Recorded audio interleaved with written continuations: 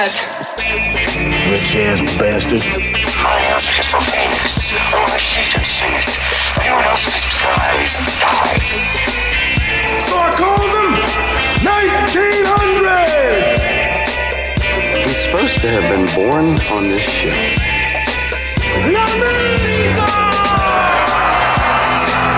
Leave the ship. There really is the Phantom. Hey everyone, welcome back to another episode of Sleazoids, the podcast where we go down the rabbit hole of 20th century genre fare from the most influential canon classics to the trashiest exploitation films we can get our hands on, and invite you to tag along in helping us create a canon of sleaze. Each week is a double feature grindhouse style where we discuss two films loosely related by subject, genre, actor, filmmaker, or franchise. And at the end of each episode, along with our honorary Sleazoids, which you can become by subscribing on Patreon, Do it. we decide on the official ratings and rankings for every film that we cover. Patreon subscribers also get an on-air shout-out and 2 bonus episodes every month, of which we now got 4 or 5 going. So there's, for new subscribers, there's a back catalog of episodes for you guys to enjoy, including things like RoboCop. Yeah, we got RoboCop, Terminator, Videodrome. Heat. Oh yeah, Videodrome. That was an excellent some one. good ones back there. And again, that's all future bonus episodes as well, which there are 2 of a month. Speaking of which, we do have one new patron since last week to thank, Julian Kopkas.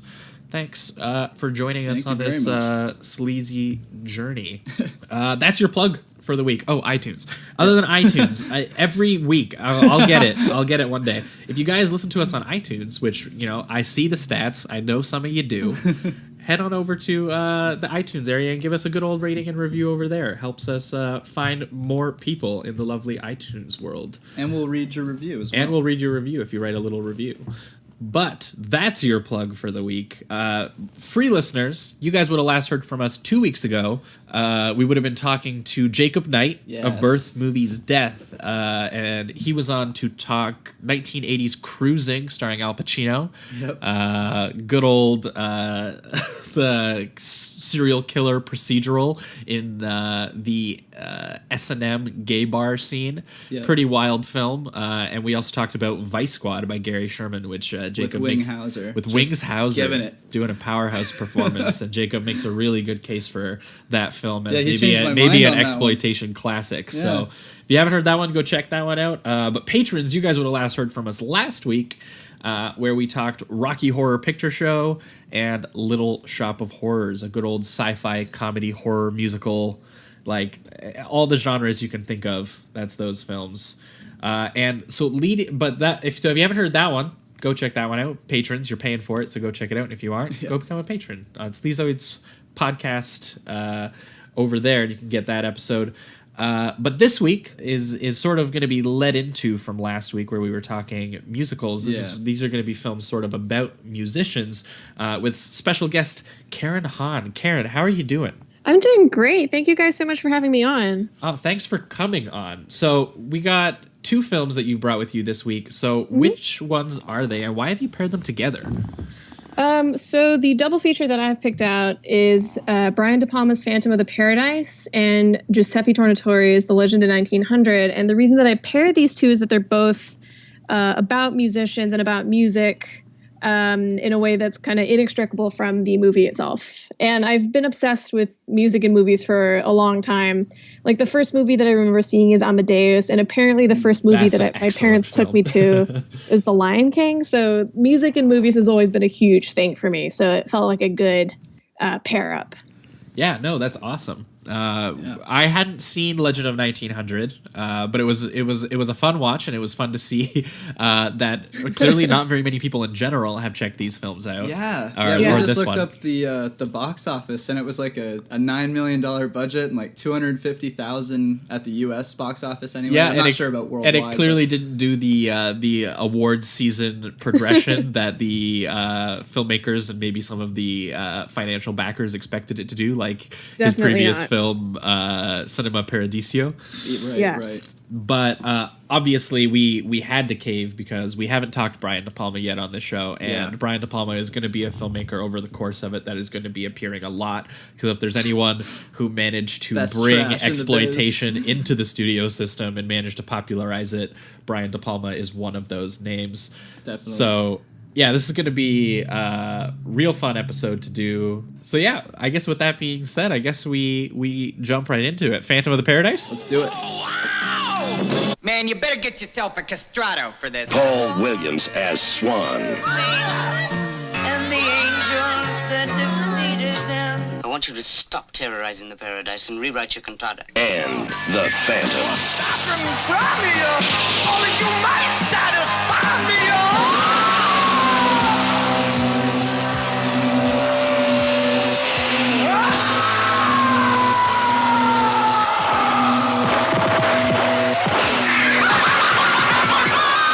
Phantom of the Paradise.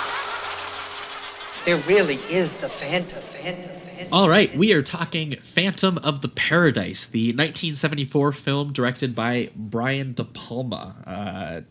So titled because it is sort of a rock opera version of the Phantom of the Opera, with also elements of Faust, which is obviously an old classic tale, and also a very popular German expressionist silent film from back in the day, which anyone who's went back and dove into film history will at some point have to check that one out.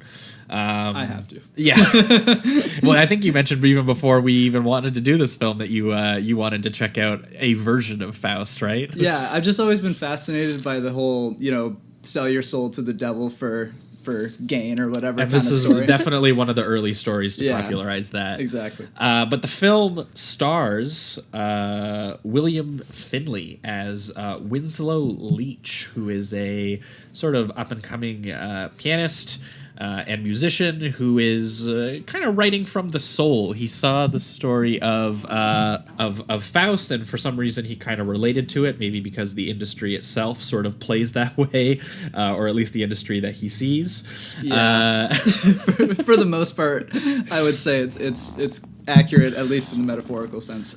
Yeah, and I guess we'll kind of just start at the beginning of this one, and we'll work our way through it, because this opens kind of interesting with a group hilariously called the Juicy Fruits, doing kind of like a Greasy Hair doo-wop number. Yeah, kind of like something you hear off of Little Shop of Horrors or whatever. Those kind of like doo-wop, that kind of stuff. Yeah, and it's what's most telling about the scene is that it's really uneasy, even though the music isn't really supposed to be, because the guys are clearly putting on this sort of like plastic rendition of it, and then they just start like assaulting the audience and And what I found interesting too is as soon as they end the song, they just kind of like look up and just wait for total approval before anybody applauds, before anybody does anything, Yeah, like the audience has no response to the actual music. It isn't until Swan, who is the producer character, who we will eventually see as a little bit more nefarious than even a usual producer is.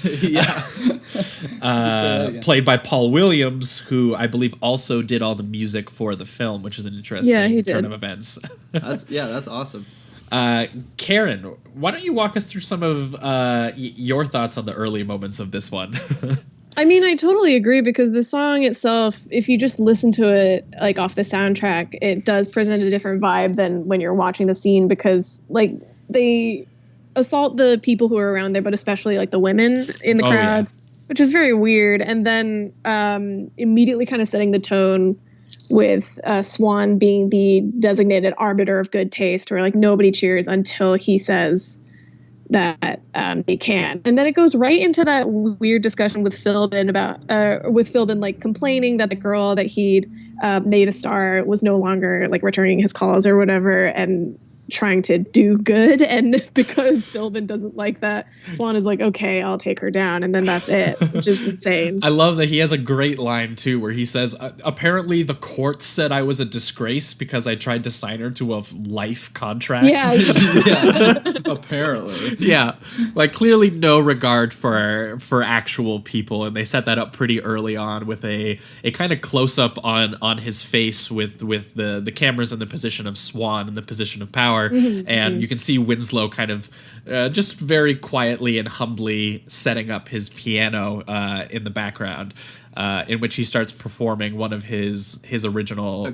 Great. Although song. I do love that you can tell from the beginning that he does have a lot of ambition, because like during Goodbye Eddie Goodbye, you see him pasting his name over the Yes. Juicy Fruits poster so that everyone knows that he's also playing. Yeah, Winslow is a dude who doesn't get let off the hook by the movie, which is a really interesting choice to make in a story like this. But it does I feel work. like that's classic De Palma, though. Oh yes, De Palma has a weird sort of a reverence for everyone, Every character, yeah. No one gets away. But what's the scene that follows that one?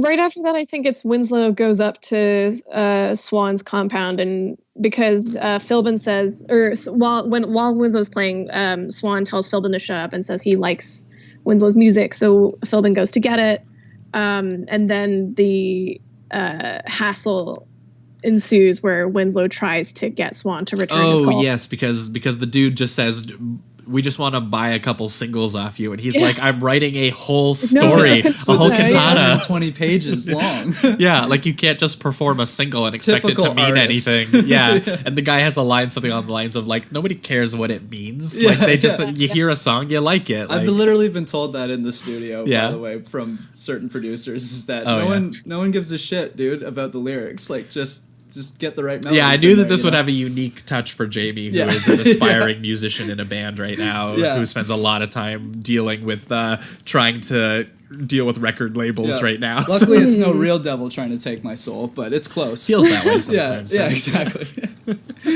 But yeah, so Swan, the dude ends up taking a couple songs of Winslow's, and they just kind of run off with them. And I think it's like a Yeah. month later that Winslow comes up to his building and is just like, hey, they took a couple of my songs. They said they were going to get my career started. And then the secretary has this great moment. De Palma is really funny, and I think that that's one thing that needs to be understood about this movie, is that because it goes to some dark places, but it's a really funny movie. There's always a tongue-in-cheek element to it, it Yeah. seems. Like, even when they get really dark where it comes to, like, we'll get to it a little more in depth, but when, there's Swan, who's just in a circle, like a giant desk that's a death record. Yeah, it looks like a whatever. UFO That or something. seems so good. Yeah, it's so creepy. It's just like, dude, why is this your office? What the fuck? Like, Yeah, and that the people just kind of arise in lighting when he chooses them and to he's at kinda his like, beck and call. You are trash. Leave me. That's such a good scene, though, like just in terms of practical effects, because it's not like a CGI thing. Like people are ducking in and out of these dark sets and with specific lighting, specific placing, so they never appear on screen at the same time. It's so good. Yeah, and there's like a dreamlike quality to some of the sets in this film. Yeah. That one being one of them. Another where Swan speaks to the devil. There's a lot of like really just cool, and the lighting is usually interesting too. Lots of like almost, I don't know if it's neon necessarily, but just like reds and purples and things like that. Yeah, he's got a really cool eye for De Palma. the imagery. De Palma. This is a young De Palma too, so I'd say it's kind of a bit of like an over-eager De Palma, but in a really great way. But he really wants to throw like the sets are like really elaborate. He really got to do the sort of the Hitchcock style, but in a sort of silent film setup where obviously in a silent film. He does kind of refer to silent film and black and white film pretty explicitly, because like the shower scene with Beef is explicitly alluding to Psycho, and then which is a great joke again. Set is explicitly referring to Cabinet of Dr. Caligari. Yeah, so he clearly is looking at these really stylized, both visually in the silent film. A lot of it was the actual design work and production design. In Hitchcock, it was the movement of the camera. So in here, he's kind of been able to do both in like this weird kind of mania style. But it really works for the film, especially as a film about spectacle in a lot of ways. And that that Swan really ultimately is just trying to put on a show, and the greatest show. It's the business of the show, and kind of how everyone's a how pawn. it affects. Everybody's a pawn, and he's just trying to make great art, but he's going to destroy human lives in order to do so.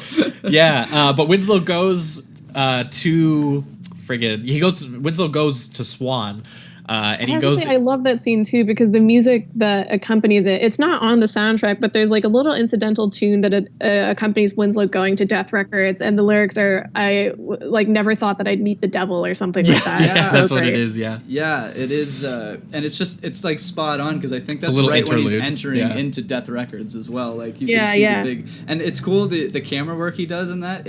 That sequence seemed like something you'd watch in a music video or something like that. Mm-hmm. Like it gave this kind of because he's got all these facial expressions. You know, he's going from place to place. It's got a very natural progression and rhythm to it as he's going there. And the secretary, he says, "I'm Winslow," and the secretary finds his name in the book, and it says like the cards are so good. Yeah, it says like don't let this guy in or whatever. Yeah. So and isn't he next to like Barbara Streisand or whatever? There's like a bunch of names in there. There was like Dick Clark and like all these names. I just assumed like signed their souls to the devil or whatever happened here.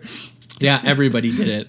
But then I think he ends up going to Swan's actual house where they're holding I guess auditions for his song. Right. And he walks in, and it's kind of a really jarring sequence where he walks in and he sees like 100 women all performing his song in different styles. Yeah. And it's got that whole weird aesthetic to it where it's like you walk into that the beginnings of American Idol where everybody's just like it's overcrowded and everyone's doing their own thing. Trying to find the note and like I think I read something once that all of the voices were done by the same person. I'm not sure if that's true, but I think I read that like they just had one woman do like all these different voices. Wow, so they just like dubbed and then they dubbed it. Wow, that's crazy. That's very cool. Yeah, that's awesome. And this is where he runs into Phoenix, who is played excellently by Jessica Harper. Yeah. And she stands out because of obviously her excellent voice, and Winslow just being a Does musician. she actually sing the actress, or is that the same? Yeah, she does. Okay, yeah, she cool. does. Very cool. She's a great singer, yeah. Yeah, and she's singing his song, and he goes, he actually hears his song with her voice through it, which is sort of a thing that we end up getting a really great payoff moment to later. But he's just like, I wrote this song. Why aren't I being involved in the process of its making? Yeah. And they have that really creepy sequence where they start letting all the women in, and they come in and they look like they're about to sing, and they are basically just being assaulted and raped the second that they enter the room. Yeah. And Jessica Harper gets in there and immediately is just like, I'm done. Like, I'm done getting work this way. Like, never. Yeah. Like, and it's really dark moment. Yeah, and what it leads into too is kind of that bedroom scene where they've got like, I don't know, there's like 12 women on the bed, and they're all kind of discussing, like, some of them have almost accepted that this is just the way the business is run, and they're just going to keep coming in every week to do the whole, pleasure for Swan, and hope that they get their singing gig one day. And even if Swan even shows up, because I think they point out that they're on camera and that he just really just likes to watch through the camera, which comes kind of an interesting thing, that Swan just is sort of like the ultimate arbiter of not just taste but also image and sound as the film progresses. Yeah, which that one sequence when it's a little later on in the film, but he's having sex or about to with Jessica Harper. This is near the end, and right? He notices that the Phantom, I think, is watching, so he then puts a camera behind camera behind Phantom to watch his Phantom. pain. Watching him having sex while the Phantom watches. It's crazy. He had already thought that the Phantom was going to show up. Yeah, it seemed like he already set it up there. Yeah. But again, it's like that weird. What kind of a kink is that? Like, how fucked up are you, dude? Like, holy shit. It's crazy. He wants to see someone else suffer from his own action on screen. Yeah. Wow. So that he can actually get he interested. is all about image. Yeah, for sure. Oh, 100%. Yeah, because I guess we'll get into sort of the thick of things, but what ultimately ends up happening overall is that Winslow, being betrayed by Swan, who has hijacked his music and is planning on opening a rock paradise with using his songs as the using opening, his right? cantata, and leaving Winslow on the side of the street with drugs and framed and in some sort of labor prison. Winslow tries to make his way back to Swan to kill him or to destroy the cantata and destroy the record, and he ends up maimed by the record press, which is both a horrifying image and a great gag. Seeing his face get pressed by his own record. Yeah, and the preceding it's very slapsticky. Like he's kind of all over the place. He's very cartoonish. He's using his entire body to destroy whatever is just in his way, basically, because he's on a rampage. Yeah, I mean he's already so scary looking too, because they've like cut his hair with scissors, and you see they replace all his teeth, and he looks awful. Oh yeah. And he's got he has like the grills or whatever basically for his teeth. So then he's messed up his face, and he messes up his voice doing that as well. So he dons his cape, he puts on his helmet, he gets the makeup going, and he's like, I am now the Phantom of the Paradise. Where I am going to basically make sure that this cantata never gets played, and never gets played, especially by the lame-ass Juicy Fruits in one of the best sequences in the film, where Brian De Palma gets to do his classic split-screen technique and his one-er technique. So good. I also love that one of the Juicy Fruits like clearly gets that something is up. He's like, oh, I don't think we should do this. But they all get blown up. Yeah, they're just like, dude, just take some more speed. Like, it's fine. That's what I was going to say. They just keep filling him up with drugs. They're like, yeah, dude, you'll feel great. Just keep going. Yeah, and they're no longer a doo-wop group. They're trying to do like a Beach Boys thing now. They're trying to do his rock cantata in Beach Boys style. And they seem I have to say though, I love every single iteration of the Juicy Fruits. Like I know that they represent like the horrible, like just mass-produced part of music, but I love all those songs that they do. Oh, absolutely. Well, I mean, that's what's funny. One where they're like tearing off, like they're like creating the monster that becomes, what's his name, Beef or Beef? Yeah. That's a great Beef is the sequence. best. Oh, Beef should have been a star. R.I.P. Beef. Yeah, well, because by the time you get to the rock music version of all of this, you're like, Winslow, how do you just not like this? Yeah, I know, right? Like this is just a good version of this song. It's like Winslow, suck it up. I get that you're mad, but I'm really enjoying the show. So yeah, like the last rules. Don't know what you're mad about. Say what you will about Swan. Great producer. Yeah. Oh man. But yeah, so he becomes the Phantom, and he's haunting the paradise, and he blows up the Juicy Fruits. Yeah. And my favorite bits about this is that everybody moves past it instantly. No one's like, there's been a terror attack inside the paradise against the Juicy Fruits. Everyone's Show just must like, go on, man. Yeah, everyone's like, I guess we'll figure out the new rendition. No one mourns them. No one says anything. I mean, they're totally fine. Like the next time they show up, there's not a scratch on them. Oh yeah, that's true, because they're the ghouls or whatever in the next are one, they? right? I didn't notice that. I thought they just died. Oh my god, that's so good. Because I know that they ask him at one point at the press conference. They're like, "What about the Juicy Fruits?" And he's like, "The Juicy Fruits are a thing of the past." But I guess he didn't mean that quite as literally as I thought. Yeah. I love the press would have just been like, you just killed them off? Okay, well, damn. Well, it still happens later, because when Beef, who ends up taking on the show as the sort of the 70s goth rock version of this, he ends up getting straight up murdered on the stage in front of an audience of people by Winslow or the Phantom. Yeah. And when that happens, the audience applauds.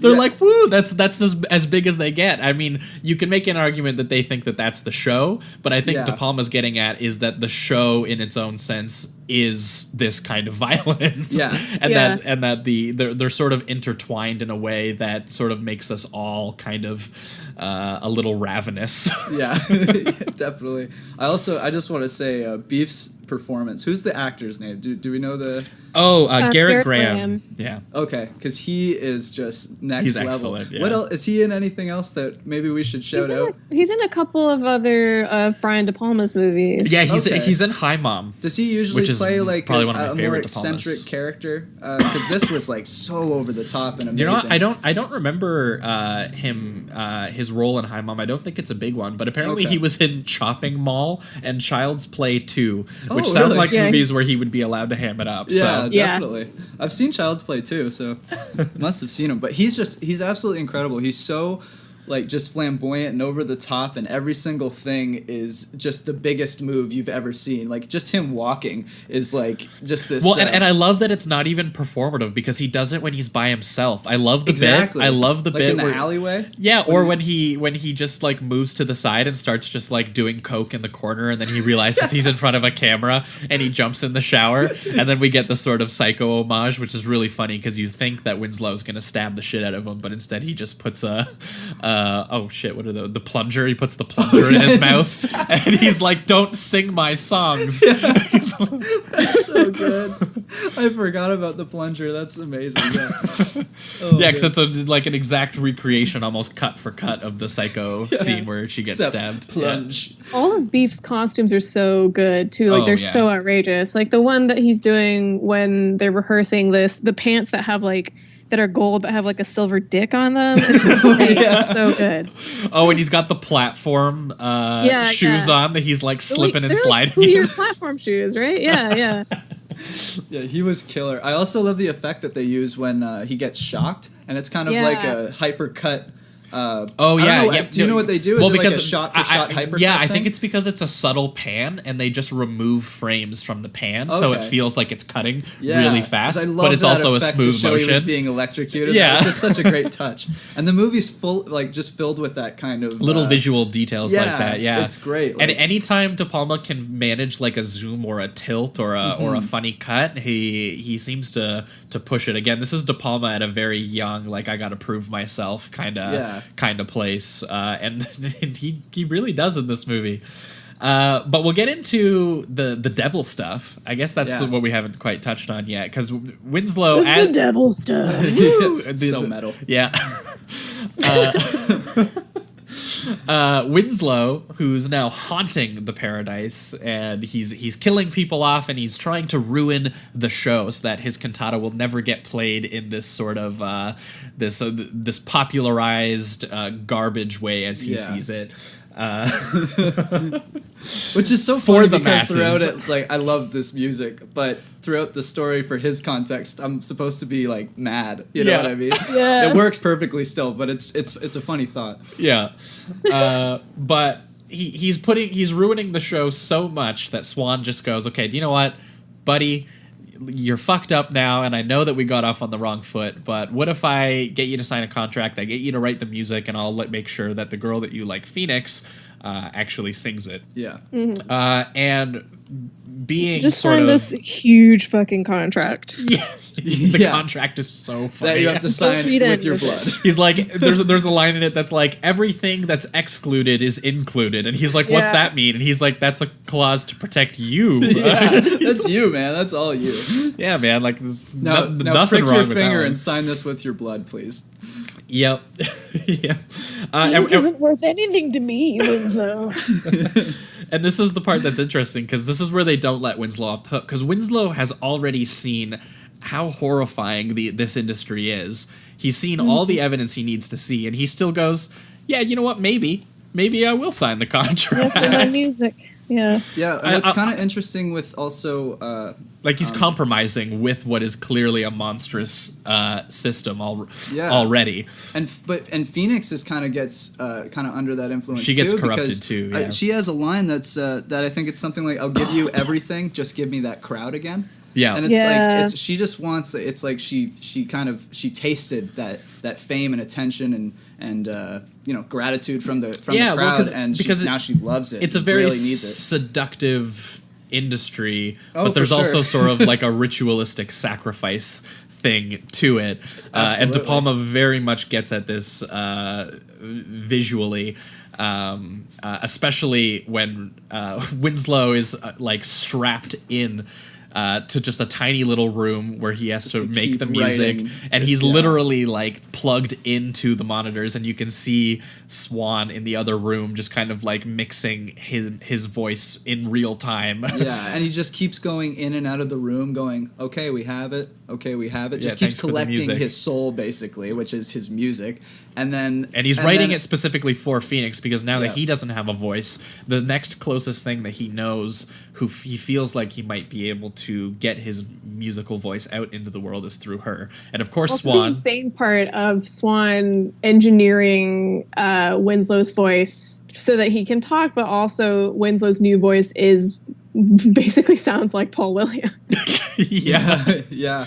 Yeah, and because it is Paul Williams who's doing the singing, I believe. Yeah, it is. Oh, okay. Yeah, he did all the music and he's doing the singing. So there's a lot of dubbing in this movie, except for her. So does he do when they do the original piano ballad with Winslow? No, that I Winslow. don't think so. Okay, because his voice sounded so different compared to when I re-listened to the soundtrack today. Finley. Oh, and it sounded different on those songs. Yeah, just because there's a version where Paul Williams is actually singing, and then there's the one where it's either Winslow's like the actor, or it's someone they just got to do it. It's the actor. It's the actor. Oh, okay, cool. He's got a really unique voice too. It's not like the most. It's technically proficient, but there's a lot of just soul and character in it because it kind of lacks that. But he's still giving it. Like I love it. I thought that performance was great. Yeah, he's like a weird vibrato to the way that he sings, but it works. It works for almost like Leash. a Bob Dylan thing. Like he's not the best singer, but it just works. It's got a cool tone. Yeah. But yeah, Winslow signs the contract, and obviously, as we've already seen from Swan completely ignores the deal that they just made anyway. Yeah. And he hears Phoenix sing, and she's too good. And he has that great line where he's just like, you know that I abhor perfection in anyone but myself. Mm-hmm. So he doesn't even, just out of spite, he's not going to give her the lead role. He's going to make her a backup singer, and he's going to create a new show, which is how Beef gets introduced, because he wants to create a sort of a more pop rock version of Winslow's music. Glam rock. Rock. Yeah. That's what he wants. Beef is glamorous, I gotta say. Yep. Oh yeah. He nails it, man. The beauty spots, yeah. Yeah, glitter everywhere.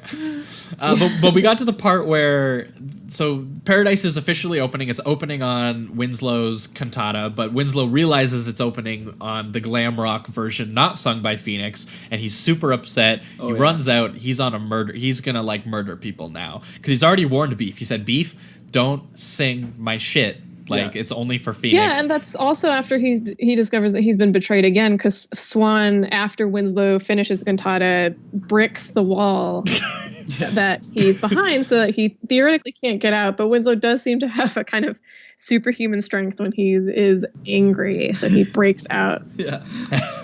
Which is just an awesome touch. It's wild, yeah. Because I guess that kind of leads to when he gets stabbed by Swan, right? And there's kind of is that after or is that before? No, wait. This is around the time where he kills Beef. Right. And it's after a great moment where because Beef at first is totally going to listen to his threat, and he's out of there. He's out of there, but again, he gets talked into it. Like the everybody basically threatens him back into it. Yeah. But everybody in this industry seems to know the sort of both the risk and the reward, and they basically, this is so real. Yeah, they understand it as just a ritual thing that has to happen, and Beef is the one that's got to die in that case because Winslow already warned him, kills him, and then Swan finally puts Phoenix on and lets Phoenix do. And Phoenix's song here is amazing, the Old Love song. Oh yeah, very good. And it's the first time that on a big spectacle scale, Winslow hears his own music and sees it being played to an adoring audience. And it's like he hears his voice for the first time through Phoenix, and there's this really magical cutting back and forth between Phoenix's performance and Winslow doing the spotlight and kind of peeking out from behind the spotlight in awe. And it's a really great sequence, and De Palma rightfully kind of lingers on that whole song and it's the only time he actually tones down his movement is for that song. Yeah, and wouldn't it kind of be the only time that the Phantom seems kind of accepting of the show, because he's even giving the spotlight. He's like this is the show. That's what he wants. Yeah. Yeah. But then Phoenix becomes a star. Phoenix is corrupted by the industry, and that's where we get the bit that we were talking about, where Swan takes Phoenix to bed, Right? And the Phantom. And it's preceded by that very kind of heartbreaking scene too, because right. On the before roof, she right? goes to the Swanage, the Phantom tries to talk to her, but she's just so horrified by the way that he looks now that she doesn't listen. Right. Yeah, typical like Hunchback of Notre Dame Yeah, scene. he's even doing like that bird yell that he kind of does with The squawk, yeah, exactly. He's like, "What is this noise you're making?" Yeah. So he's definitely not. I mean, I get it in a sense. He would be. You would be taken aback by that for sure. But oh yeah, well he doesn't do her any favors when he rips the mask off and says, "This is what he's done to me." Yeah, he's got like an eye bulging out. It paints an image, but I don't think that she was hearing the words when you said just it. Be subtle No, about it, she's bro. just like, be "Oh, slow. no." Don't rip off the mask. See, you gotta can't surprise people with that. Yep, and this is where we get the scene where Phoenix is in bed with Swan and Winslow is above in that great sort of monster shot behind the window in It just is a total good agony. scene, but I have to say that's the only scene in the movie where every time I'm like, okay, I've seen enough. Like this thing has gone on for too long now. Of Paul Williams getting it on? Is Yeah. that what you're referring to? Well, I mean, he's not doing anything. He's just lying there, and Jessica Harper is just making out with the side of his face. Yeah, pretty much. Yeah, that's very true. Oh man! And then and then after that, that's when it leads to him because that's what happens is he stabs himself. He's like, "This is it. This is the I've heard my true musical voice performed, and now it's in love with the person who betrayed me." Basically, right. It's like it's just like a horrifying love triangle that he feels. I really think the scariest moment, truly though, is when he tries to, like you said, he stabs himself, and then he's like, "You're under contract." Yeah, like, he's like, "There's no escape." Yeah, this was life. You signed your entire life to me.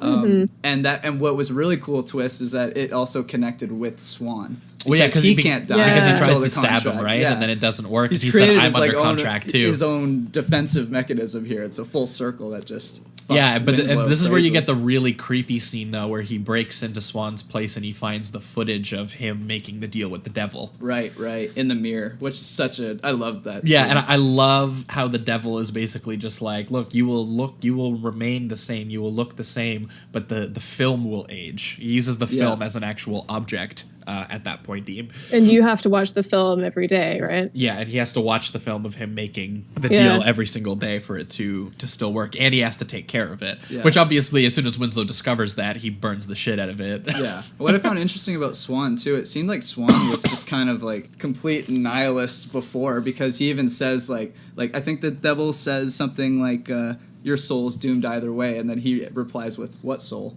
Like he already kind of knows that. I guess this is the person that he is. So making this deal with the devil is just beneficial for him anyway, I guess. Well, not having a soul is really good for climbing in the industry. Exactly. Yeah, it's definitely.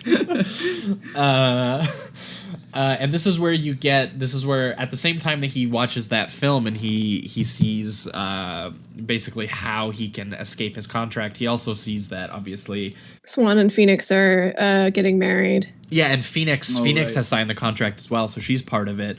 And that Swan also has a plan to basically assassinate her during the wedding on live television. Yeah. Because by seeing Beef be murdered and see the crowd applaud it, he's just like, this is the ultimate form of entertainment and spectacle, is just watching live murder. Yeah. So this is an even better way to do it. So Winslow, obviously, wanting to see Phoenix succeed, runs there, and this is where you get the climactic sequence, which is insane. Oh yeah. And I mean, you got Swan revealing what his face truly looks like. So it basically looks like that dude from Captain America, Red Skull. or a deep cut reference for Karen, Cure for Wellness. Oh yeah, for sure. That you reptilian. Take off the nice face, and there's just a melted mess underneath. Yeah. It was like a reptilian under there or something. Yeah. Yeah, you got that weird sort of skull layout, a little fleshy, a little weird. Yeah.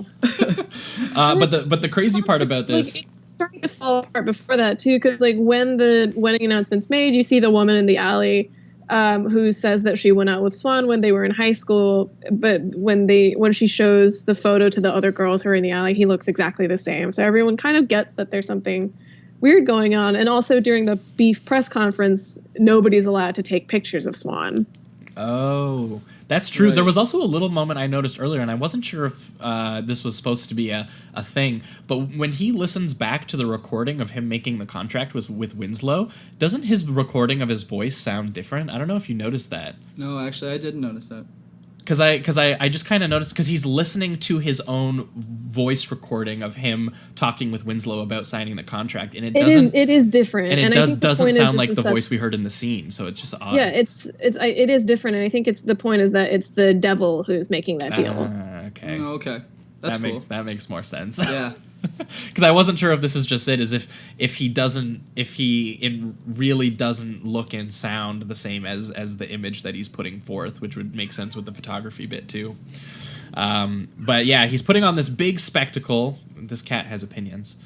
I was just about to say I hear meowing. Yeah, no, she loves Brian De Palma. If anyone's talking about her boy, she's got to get in on it.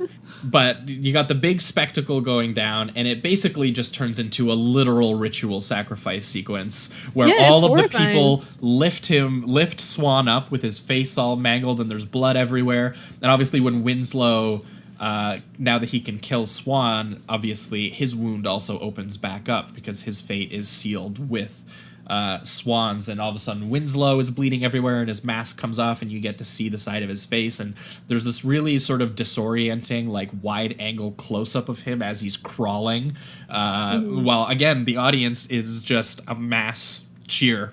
Yeah. They're like, yeah, the spectacle. Yeah, exactly. We're entertained. That's all that's important. Yep. And there's that one bro who sees the Phantom stab Swan with a mask and then is like, oh, like, that's what we're doing now? And starts and does that as well. And everyone else starts to stab Swan too while they're, like, carrying him around like Caesar or something. Yeah. It's a really wild sequence. And the only one who really sees what's happening now, kind of like awoken from the contract, is Phoenix, who is rightfully horrified by the whole situation. And the film basically ends there with no real light at the end. It's just a horrifying spectacle that only a few people actually notice. You can really only hope that Phoenix learned something. It's like that's the only character that's left, really. Like, I think there's a little hope in that she recognizes Winslow at the end. Yeah. Yes. Yeah. Just in time to watch him die, luckily. Yeah. Yeah. As the camera pulls away into the sea of people who are just cheering. Yeah. Yeah, it's a wild ending, but then the credits has this really happy-go-lucky, like, check out the cast and all the songs. Do you remember the songs? They were fun. Yeah. Because they even do that whole, like, scene flashback thing through the credits, right? Where they show, like, the scenes that they were in and then do the cut. Yeah. The Hell of It is such a good song. Yeah. Oh, well, I guess this is the part where we'll enter the reductive rating round. Karen, this is the part where we remove all the words and all the nuance we just said, and we reduce the movie to a number between 1 and 5. And for me, this was a super easy 5. One of De Palma's better films, and that's saying a lot. De Palma's got a lot that we're going to be talking about. Yeah. And yeah, I love the textured, tactile look and feel of this. I love the silent film sets. I love the sort of manic camera movements, and I love how it all really is in service of this story of a sort of mass ritual we've all accepted because there's spectacle and money in it. Yeah, I'm gonna go ahead and give it a 5 as well. This was the first time I've seen it. Did you see this before, Josh? Oh yeah. Okay, this was the first time I've seen this, and I absolutely loved it. I love De Palma's visual style. Mm-hmm. It's very. I really don't know what the word is, but just like we said with the, that scene where you have the people rising through the shadows, and he's just got such a way with creating a setting and using it to the fullest extent of his abilities. I also loved what it had to say about the industry, the entertainment industry in general. I can say from experience that I've seen most of these things, myself. luckily, lesser of the crazy orgies that he was having, because that's something you don't want to see, obviously. Yeah, that was some Didn't eyes, see any eyes of that, wide, so that's good. wide Yeah, shut no stuff, eyes wide but- shut shit. But yeah, it's a fantastic movie, and I'm gonna give it a 5 for sure. Karen, you.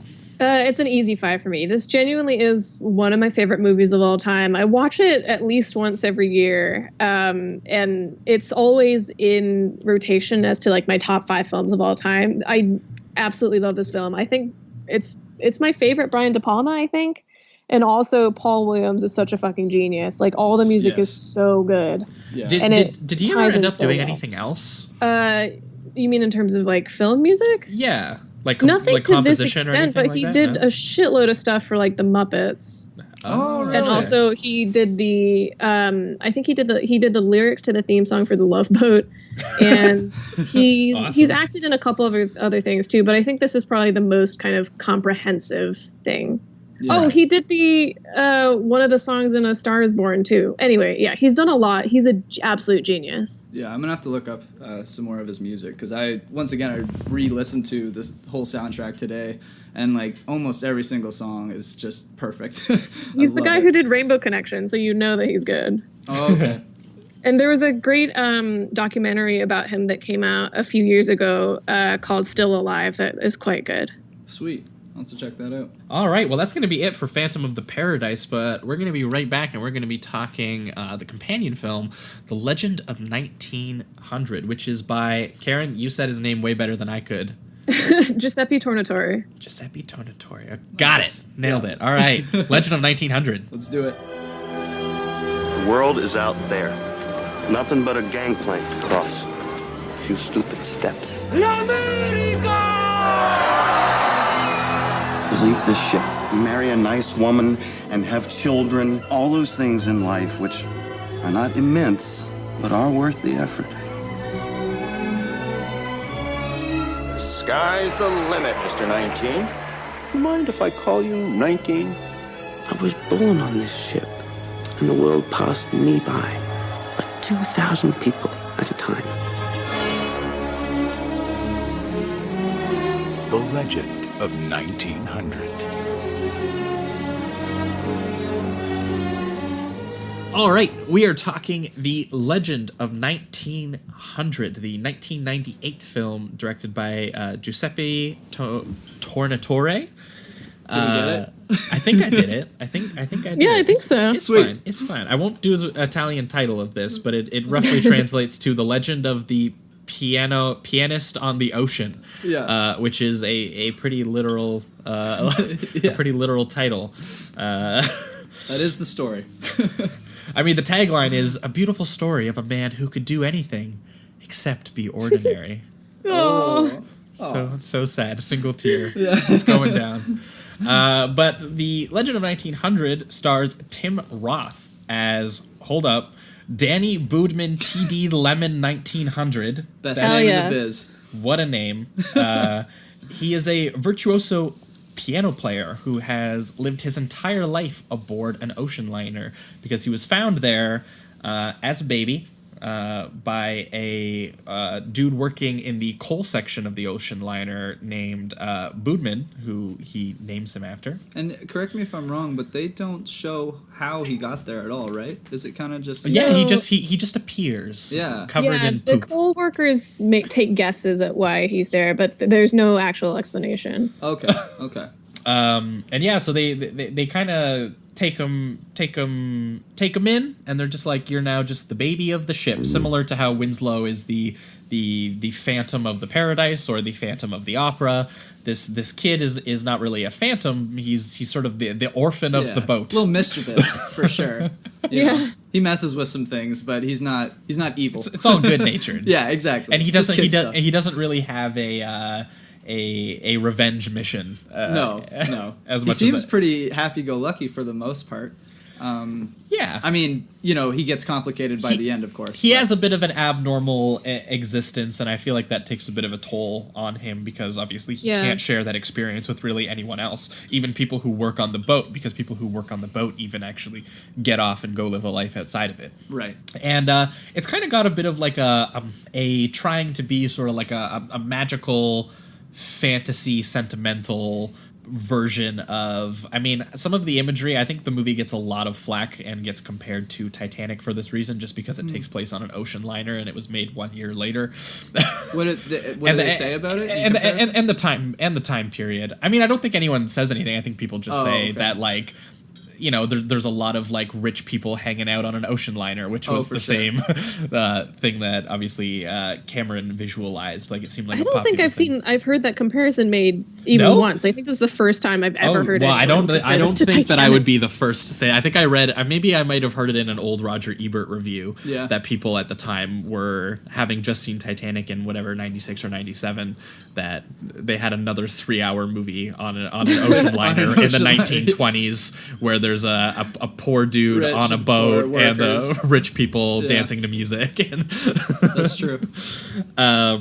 Although the story is vastly different, right? Yeah, well, because the story is told sort of in media res by Pruitt Taylor Vince's character, Max Tooney, who is a trumpet player who spends a bit of time on the ship and gets to know 1900, Tim Roth's 1900, and is obviously wowed by, you know, his music, which is insane. Again, Ennio Morricone. Ennio Morricone. Yeah, holy hell. GOAT, yeah. He is ridiculous. Yeah, exactly. Absolute the goat for sure.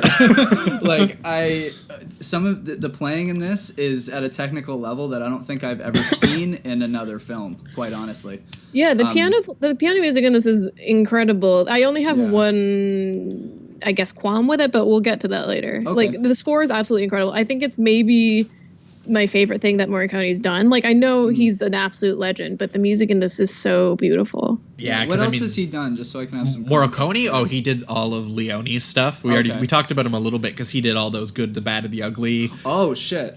Scores and stuff like that. Like A Fistful of Dollars and A Few Dollars More were the ones that we already talked about on the show a little bit. Because the A Few Dollars More score is like an all timer. Yeah. But he also, I think, like lesser known, did like Days of Heaven. And like Lolita and obviously The Thing. Oh, because Tarantino even reused his bit from The Thing on Hateful Eight. Like, the dude's a legendary composer, and it was awesome that he kind of got his due around the time that the Hateful Eight came out a few years ago.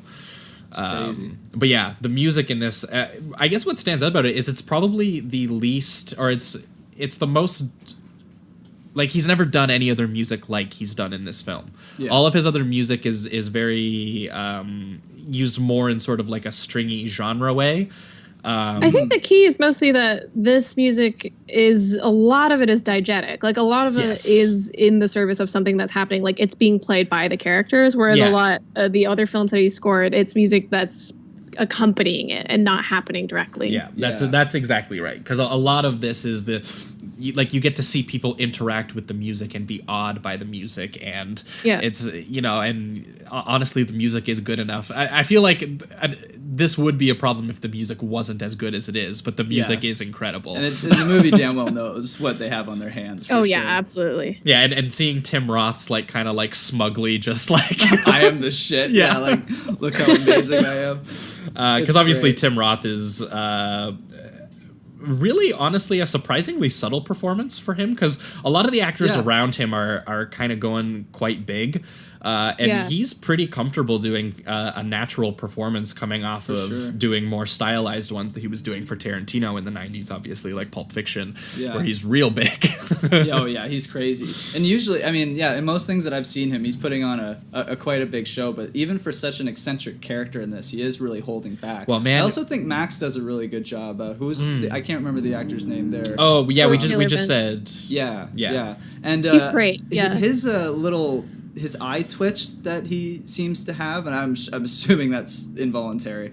But it totally works for the character. It's almost it brings almost like a, I guess the word I'm that's coming to mind is sadness for some reason, because it always seems like he's got such an emotion because of the twitch. It almost makes it feel like he's about to cry every time. Like the music is having that much of an effect on him. Exactly. Yeah. Exactly. It's interesting. It works, and it's very unconventional for an actor to have such a noticeable, tick or something like that. Well, I mean, it's an actual condition. It's not.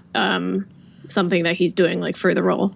Right. No, yeah, it's a thing that he's gotten. He's brought it into most of his roles, but I guess Jamie's just kind of. I think you're just saying that it does. It brings to it. It actually works Yeah, for the yeah. character. Yeah. So the story's told from his point of view, kind of reflecting back on his time in this sort of storytelling way with 1900 and telling the story of this boy who grew up on the ship, and who couldn't leave the ship, I guess, because he was, I'm not sure, it was more of like he wasn't necessarily scared. There was something sort of weirdly existential about the idea of, for him, he saw the ocean as freedom, being on the boat, as he didn't have to pick a place, sit down, where that's freedom, and I think the ending sort of makes it clear that it's also a bit of a prison for him. Mm-hmm. Yes. Yeah, like he can't leave like this kind of safety net that he's developed, because in this world environment, is too overwhelming. Right, exactly. In this environment, he's the master. He's kind of in control, and he's the best at what he does. Whereas and he likes to do it. He sees this city, and he's kind of like, what if I'm not? I feel like there's a bit of some fear there where. And this is just, I mean, there's different aspects to it, but I think just coming from like his musicianship, there might be a bit of a fear that he might not be the best, because there's that scene where the jazz musician comes in, and they have kind of a battle. That's Jelly Roll Morton, not any old jazz musician. Yeah, and it's a great scene. I love that scene, and I feel like it was kind of his first taste of someone that is almost where he is in the sense of his technical skill. I don't.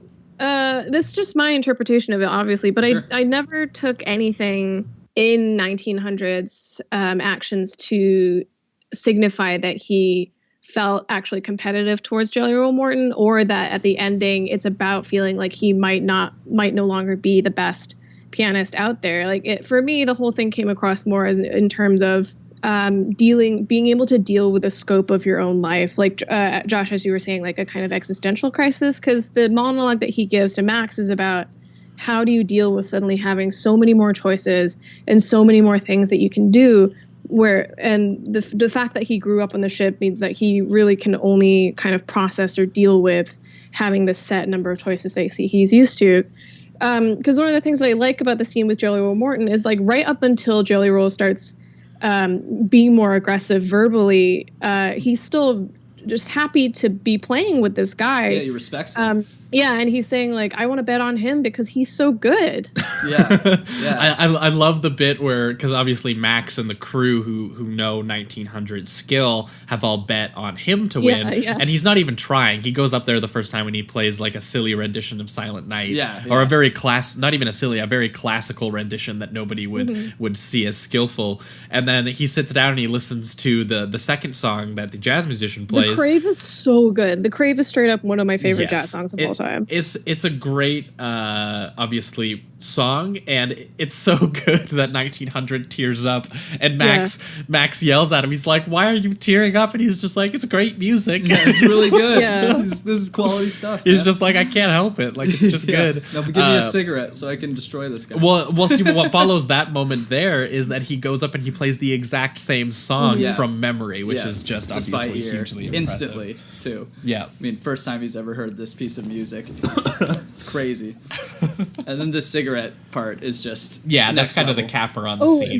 That was the thing that I said earlier that I have a qualm about, because the song that he does to ultimately win the duel, I think, isn't as strong as the rest of the stuff that they do throughout. Well, no, it's more of just a speed contest at that point. Yeah. The way that I kind of took it is that there's only so many ways that you can really easily telegraph like whether or not someone has done well with music, because it is such like all art, it's this very personal thing where you like this song or you don't like this song, and the songs that precede it are so much more kind of beautifully crafted. But the song that 1900 does is a very quote unquote like movie way of saying, like, this is the proof that he is better because he can do all these notes in this short time. Yeah, and it's good, but it doesn't have the same effect for me, like emotionally, as the stuff leading up to it. Yeah, it's more physically impressive, which is just a really easy way for obviously the film to telegraph that it's more. Yeah, exactly. That it's the more skilled thing, which honestly kind of leads me into, because I have a bit of a qualm with this movie,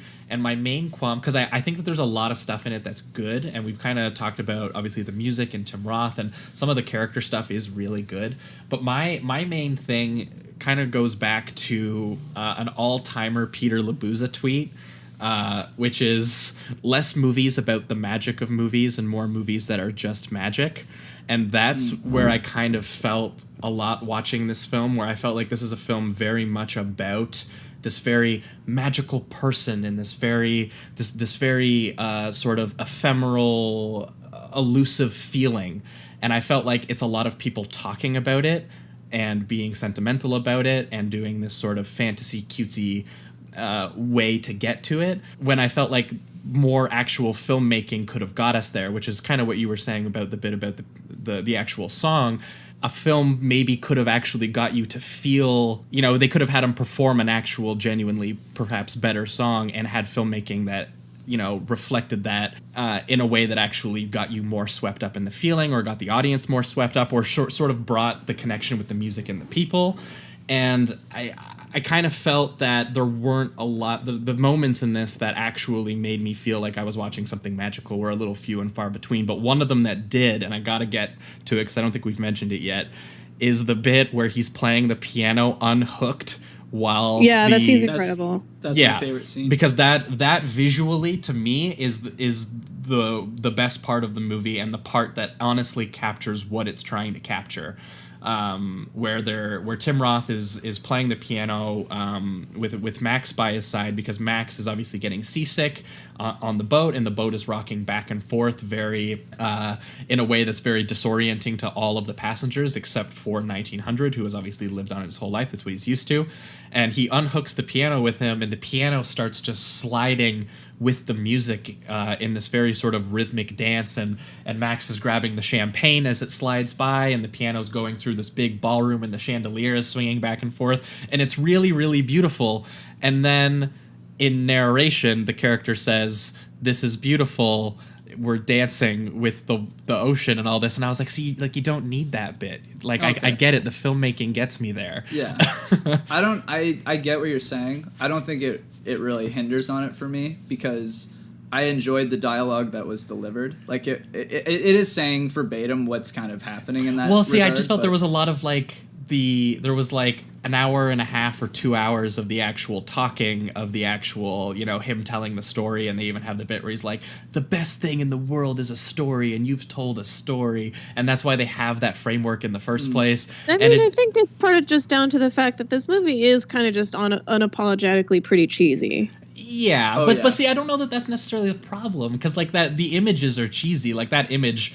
I'm not saying that it's a problem. I'm saying that's kind of why all that stuff is in there. Right. I guess I'm just saying that the stuff that I like is also cheesy. Well, it's kind of like the whole to bring, I guess, Titanic into it. It's like I mean, and people like it, people hate it, but I'm king of the world kind of shit. Oh, okay. You know what I mean? Like, he probably didn't have to say that either. He could have. I'm king of the world kind of shit. Quote for quote right there. That's exactly what it is. But I feel like it's just man, I don't really. See, I don't know, man. I think for me the scene. The scenes that get it across best are, number one, the one that you already mentioned, the when the piano's moving back and forth, but then the other one when he's recording, which I don't believe has any dialogue over it, where he's just playing and you see him watching the girl played by Melanie Terry just walking. That's a great scene too. So beautiful. Yeah, and it actually reminded me of the scene in Phantom of the Paradise where he hears Phoenix for the first time singing, because again, it's like a musician sort of channeling their own feeling in real time through music. Yeah, and it works what's great really about well. that is that's the first time that he's actually recording a piece of his music, and because it's something so personal for her, he's like, "No, you don't get to own this now." Yeah, he tries to give it to her. It's so sad. Yeah, it's like it's very. Yeah, it is. It's kind of heartbreaking, actually. But I loved that was the first time that he recorded something, and he saw it as her song, and he was just like, you know what? I don't care about the fame, about the whatever. He's very pure. Yeah, Tim exactly. Roth. He's a very pure musician, the purest. Because again, he's not. He hasn't been to the outside doesn't need world. the fame. Doesn't need the money. Yeah, they ask him if he's gone on tour, and he's like, "I've always been on tour. Yeah, never not been on tour. 24/7, 365 days a year, baby. Yeah, we got shirts. Yeah." Yeah, I do have to say that some aspects of this film have not aged super well. Like I was thinking, Melanie Thierry was 18 when she's in this, and Tim Roth is like in his mid-30s. That stuff did feel weird at first, but I guess I'm at this point though. I'm kind of like Hollywood. You know what I mean? Like they always have a 20-year-old with a 40-year-old.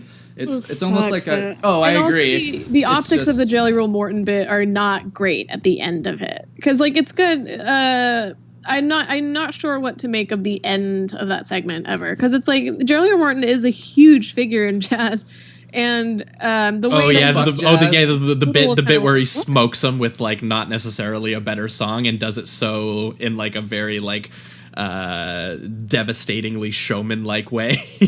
And then he's such a sore loser about it, and I don't know. I don't know what to make of the end of that scene anymore. Because he does say "fuck jazz" at the end of it. Yeah, which is like a really I laughed. Yeah, it's funny though. That's funny. That's funny. But again, they follow up that line with the characters also laughing and being I hated it, but I loved it so much. It's so funny because they did it 5 times where a character says something and then in the present Max is like, "That's what he said," and says it again. Whoa! Fuck jazz. So good.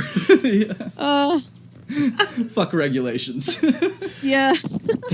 And that's what he says that as a 10-year-old. He was an angsty kid.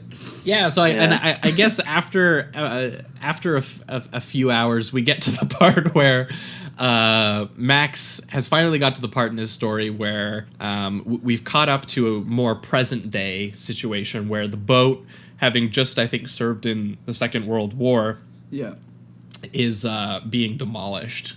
It's done its duty. We got to retire it. And 1900 still can't leave the boat, which is kind of the overarching drama of Max's the only story. One that thinks he's still on the boat. I think it seems like the other people are just kind of like, well, he's kind of a legend, really. I think they view him as that, and they're like, I don't know if this is real, legend man. of 1900. Yeah, exactly. Yeah, so and Max knows it because of Max stayed with him long enough to know that he could not leave that ship. He watched the bit where he couldn't even get off for the girl of his dreams. Right. So like, what else is going to get him off if that can't?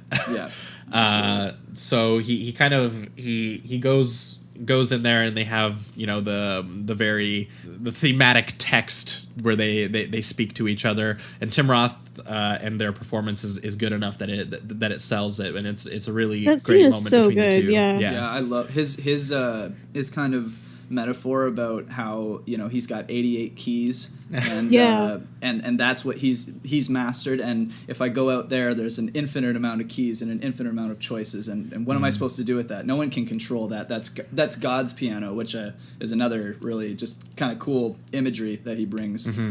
Yeah, Pruitt Taylor Vince really is so good in this movie, and I think it's rare because both Tim Roth to a certain extent, but especially Pruitt Taylor Vince are very much character actors. But the fact that they get to carry this whole film on their own is terrific. Yeah, they're both so good.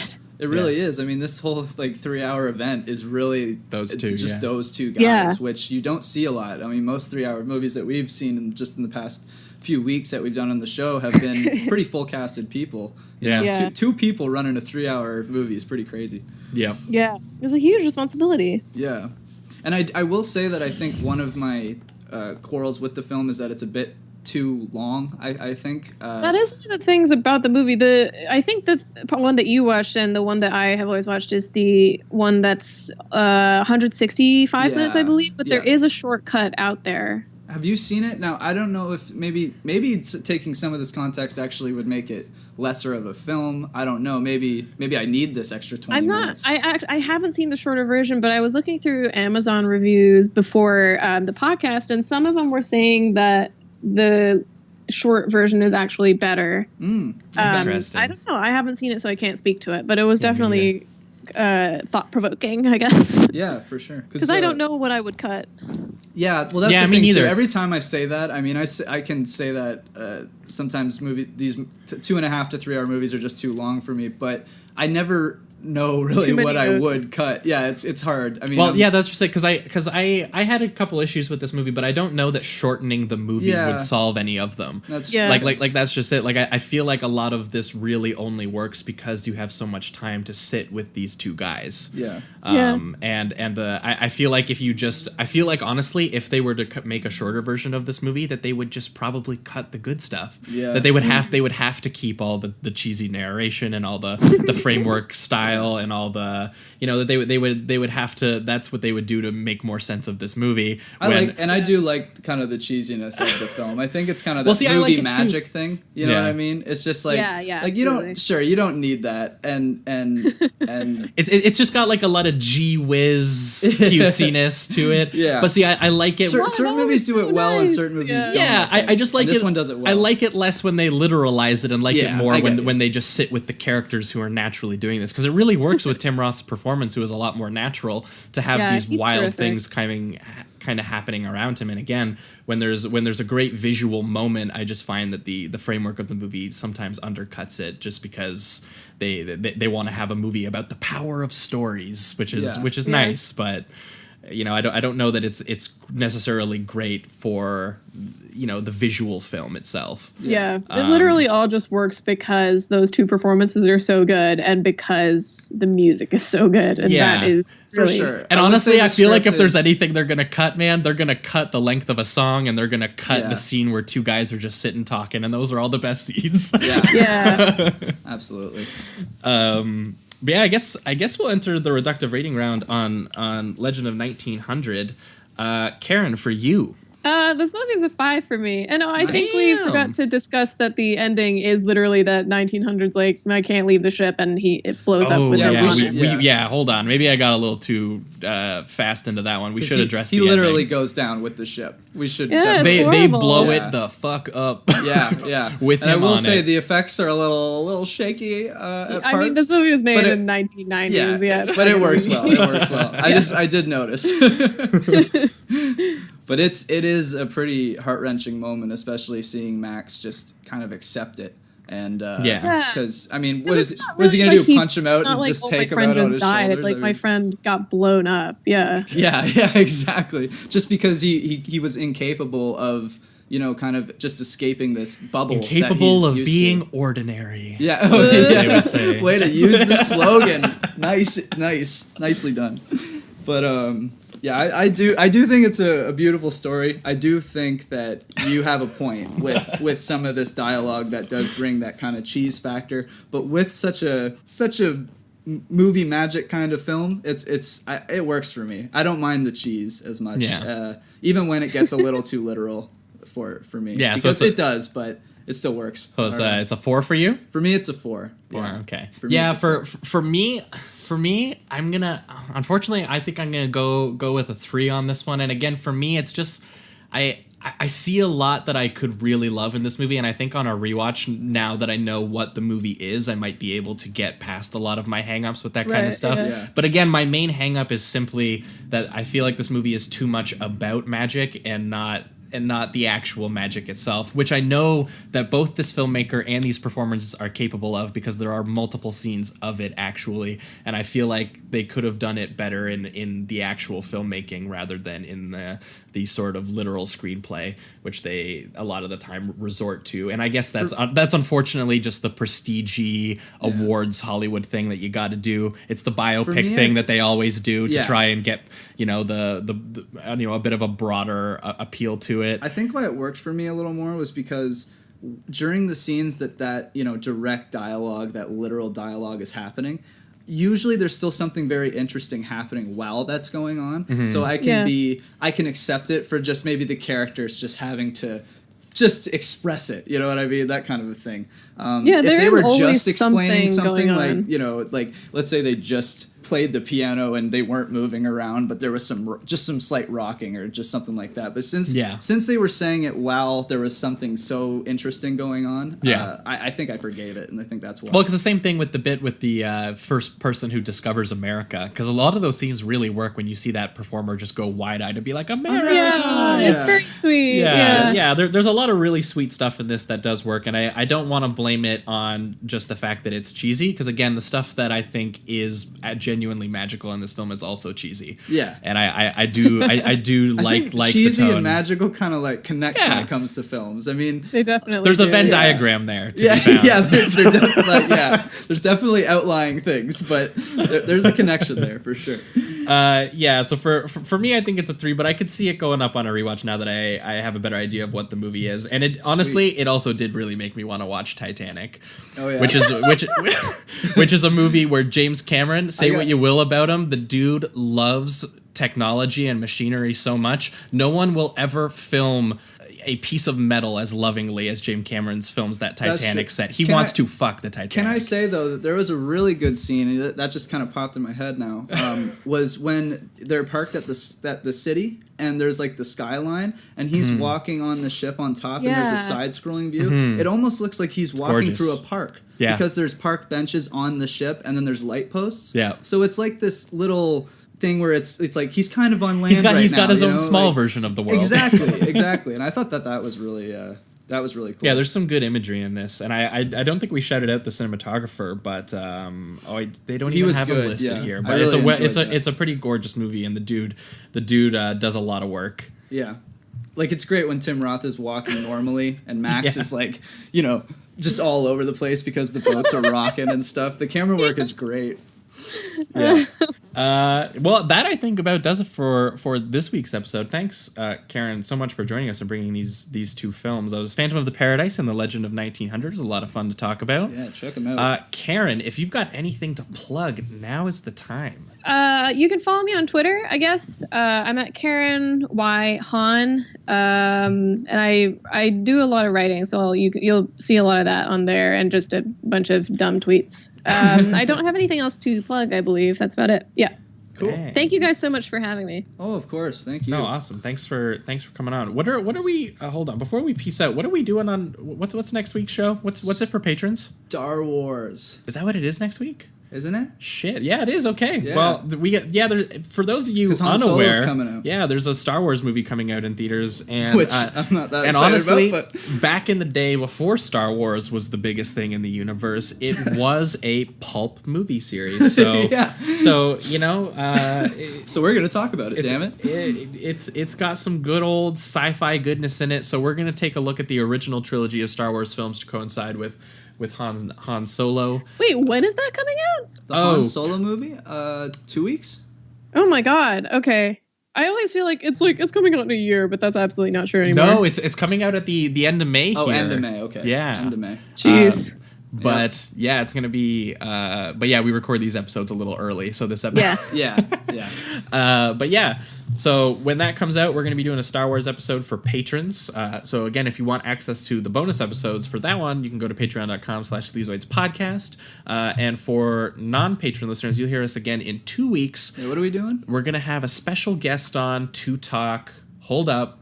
I know the movies. Taxi Driver, Beautiful. and Driller Killer from 1979. Don't know what that is, but the name has me intrigued. Yes, so I think we're going. You know, we just did a little bit of a cutesy fun one, and we're going right back into the. Yeah, I was going to say this episode's not particularly sleazy. Well, do you know what? Phantom of the Paradise counts. Yeah, definitely counts. Okay. Phantom definitely had some sleaze in there. There is some nasty blood effects going on in that one. Yeah, Paul Williams is definitely a sleazeball.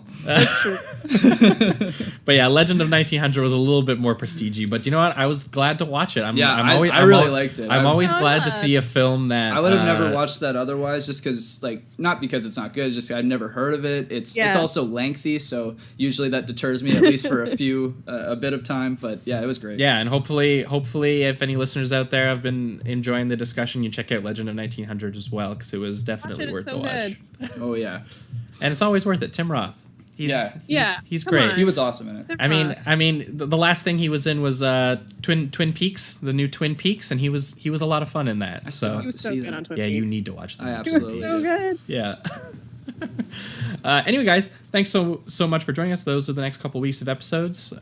Keep it sleazy. Keep it sleazy. Do I also say it or no? You know what? That's going in. You don't have to say it at all. Just can I keep that? Yep.